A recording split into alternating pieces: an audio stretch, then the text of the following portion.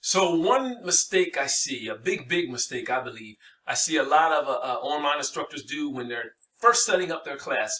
We want to introduce ourselves to our students and we want to try to personalize our class, ourselves to our students. And a lot of times we do that and we share things about ourselves not knowing that we're actually showing our students how different than them we are. And that causes more of a rift than it causes a magnetism and a synergy between the students and ourselves.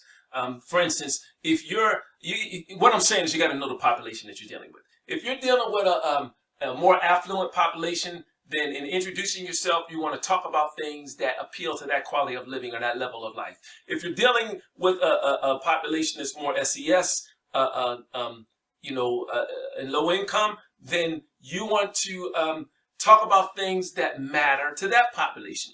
And what matters to that population? How can I pass your class, go on and get my degree, and get a job that's making more than I'm making right now? Because I got to pay these student loans back. So I want to keep my introduction more around how I can help you more than what I've accomplished or what I've done. If you don't really know your population, then you want to fit somewhere in between there because you want to decrease the number of students that you would offend or drive away from you. You don't want your students to see you as them. So in low-income communities, we tend to operate from what's called a survival mindset. So that survival mindset sees anything as the establishment as them, and school is part of the establishment. So what you don't want to do is make even wider that rift between you and your students because you're already part of the establishment, them. So in your initial introduction to them, you got to personalize yourself around what matters, the course content. So I have a video that I'm going to show you that was recorded to me maybe 6-7 years ago, and you'll see in there that I let them know that I have some accomplishments, but I focus on the fact that I've had some struggles too. And because of those struggles, I understand what's going on with you, and I have your back. Here's what you need to do to be successful. So watch the clip, and you'll see what I mean by not driving a wedge between your students in your announcements, but drawing them close together to let them know that you're on the same level, and I want you to succeed. Hi, I'm Dr. Newton Miller, and like you, I completed my degree online.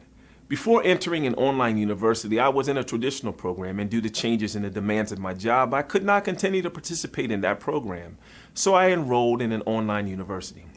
My biggest purpose today is to share a few things that were a little different than I expected in an online program and required my attention in order to be successful.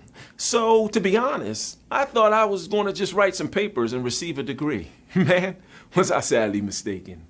I remember the first discussion board was to read the professor's expectations and write what we expected from ourselves and our classmates during the course.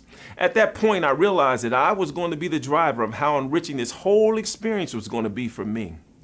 Throughout my program, I realized there were 3 things I needed to nurture in order to be successful. First, I had to do the work to build the skills to be more deliberate and specific in my written communications. It was my responsibility to make sure that what I was trying to say was what was being heard by my classmates. Secondly, because I was not in a class and couldn't feed off my professor's lecture and the think-alouds of my classmates, I was forced to read the course material and research it on my own and create some kind of artifact that showed mastery of the content at a proper level of rigor and relevance for the course. What a concept. And finally, time management. I had to protect my time. Upon entering my program, 2 of my children were in college. One was in high school and one was in middle school. I had just been promoted to be the principal of a 1,200 student urban middle school, and I have a wife. So my time was well accounted for. I had to block time that was non-negotiable to meet my course requirements. I spent at least an hour 2 nights a week, and I was on the computer every Saturday morning, 6 in the morning till 10 or 11. Faithfully, I did what I had to. I would take a break and jump back on it Saturday night and again Sunday afternoon.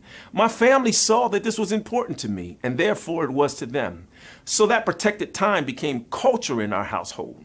Growing up, I was an athlete, and my father used to tell me, work in equals work out. You define how good you're going to be by the work you put in. So I would like to leave you with the concept reciprocity. In an online model, you will trade ideas and thoughts with people all over the country, and that experience should challenge you to think outside the box of your normal parameters. Like my father said, you control your own destiny, and that you will only be enriched by the experience of your online program in an amount proportionate to the effort you put into your courses. So be prepared to exert the effort and organize your time, to be dedicated to your task, and make the necessary sacrifices to get you to your goals. In closing, this is Dr. Miller saying reciprocity. Work in equals work out. Invest in yourself. Don't you think you're worth it? I do.